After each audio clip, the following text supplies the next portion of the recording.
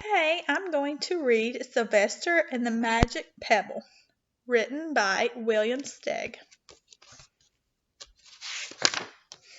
Sylvester Duncan lived with his mother and father at Acorn Road in Oaksdale. One of his hobbies was collecting pebbles of unusual shape and color. On a rainy Saturday during vacation, he found a quite extraordinary one. It was flaming red, shiny, and perfectly round like a marble.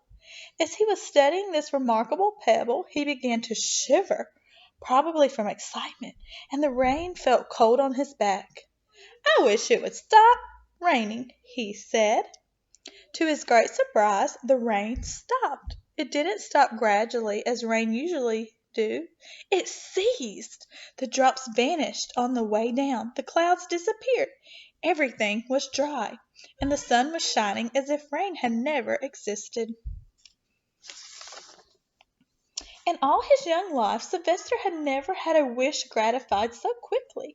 It struck him that magic must be at work, and he guessed that the magic must be in the remarkable-looking red pebble, where, indeed, it was.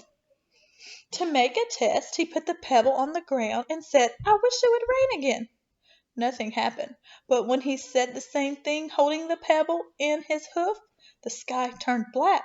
There was lightning and a clap of thunder, and the rain came shooting down. "What a lucky day this is," thought Sylvester. "From now on I can have anything I want. My father and mother can have anything they want. My relatives, my friends, and anybody at all can have everything anybody wants." He wished the sunshine back in the sky, and he wished a wart on his left hind fetlock would disappear, and it did, and he started home, eager to amaze his father and mother with his magic pebble. He could hardly wait to see their faces. Maybe they wouldn't even believe him at first. As he was crossing Strawberry Hill, thinking of some of the many, many things he could wish for, he was startled to see a mean, hungry lion looking right at him from behind some tall grass. He was frightened. He could have made the lion disappear, or he could have wished himself safe at home with his father and mother. He could have wished the lion would turn into a butterfly or a daisy or a gnat. He could have wished many things, but he panicked and couldn't think carefully. "I wish I were a rock," he said, and he became a rock. The lion came bounding over, sniffed the rock 100 times, walked around and around it, and went away confused, perplexed, puzzled, and bewildered. "I saw that little donkey as clear as day. Maybe I'm going crazy," he muttered. And there was Sylvester, a rock on Strawberry Hill, with the magic pebble laying right beside him on the ground, and he was unable to pick it up. "Oh, how I wish I were myself again," he thought. But nothing happened. He had to be touching the pebble to make the magic work, but there was nothing he could do about it. His thoughts began to race like mad. He was scared and worried. Being helpless, he felt hopeless. He imagined all the possibilities, and eventually he realized that his only chance of becoming himself again was for someone to find the red pebble and to wish that the rock next to it would be a donkey.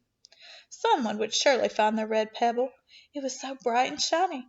But what on earth would make them wish that a rock were a donkey? The chance was 1 in a billion at best. Sylvester fell asleep. What else could he do? Night came with many stars.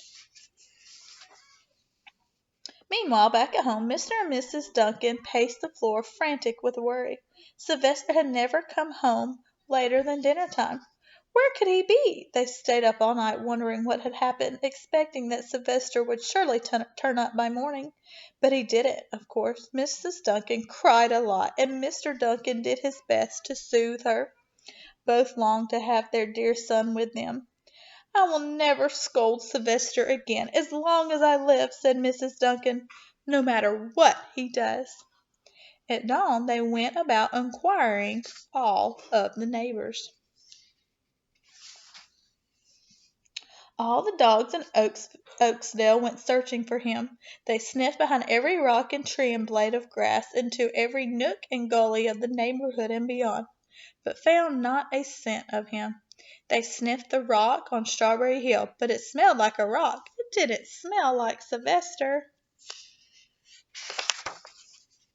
After a month of searching the same places over and over again, and inquiring of the same animals over and over again, Mr. and Mrs. Duncan no longer knew what to do. They concluded that something dreadful must have happened, and that they would probably never see their son again, though all the time he was less than a mile away. They tried their best to be happy, to go on about their usual ways, but their usual ways included Sylvester, and they were always reminded of him. They were miserable. Life had no meaning for them any more. Night followed day, and day followed night, over and over again. Sylvester on the hill woke up less and less often. When he was awake, he was only hopeless and unhappy. He felt he would be a rock forever, and he tried to get used to it. He went into an endless sleep. The days grew colder. Fall came with the leaves changing color. Then the leaves fell and the grass bent to the ground.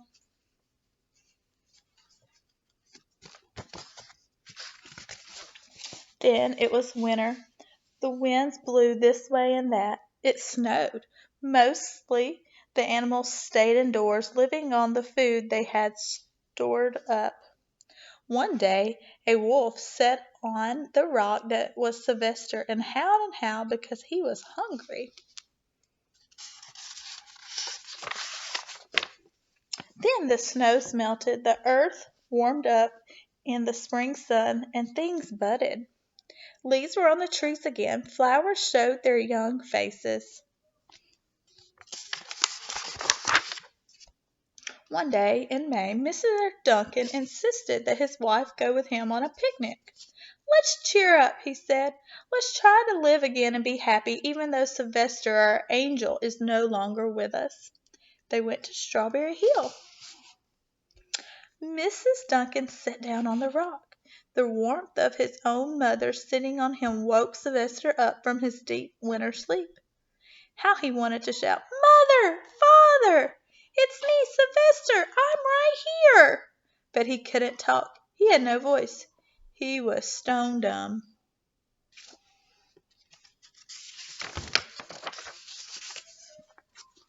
Mr. Duncan walked aimlessly about while Mrs. Duncan set out the picnic food on the rock. Alfalfa sandwiches, pickled oats, sassafras salad, timothy compote. Suddenly Mr. Duncan saw the red pebble. "What a fantastic pebble!" he exclaimed. Sylvester would have loved it for his collection. He put the pebble on the rock. They sat down to eat. Sylvester was now as wide awake as a donkey that was a rock could possibly be. Mrs. Duncan felt some mysterious excitement. "You know, Father," she said suddenly, "I have the strangest feeling that our dear Sylvester is still alive and not far away." I am!" Sylvester wanted to shout, but he couldn't. If only he had realized that the pebble resting on his back was the magic pebble.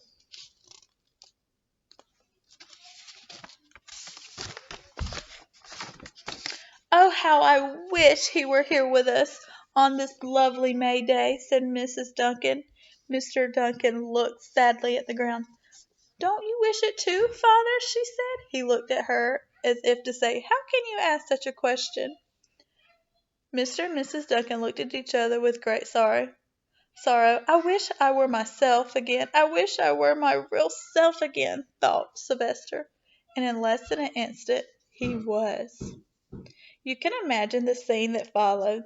The embraces, the kisses, the questions, the answers, the loving looks, and the fond exclamations. When they had eventually calmed down a bit and had gotten home, Mr. Duncan put the magic pebble in an iron safe. Some day they might want to use it, but really, for now, what more could they wish for? They all had wanted. The end.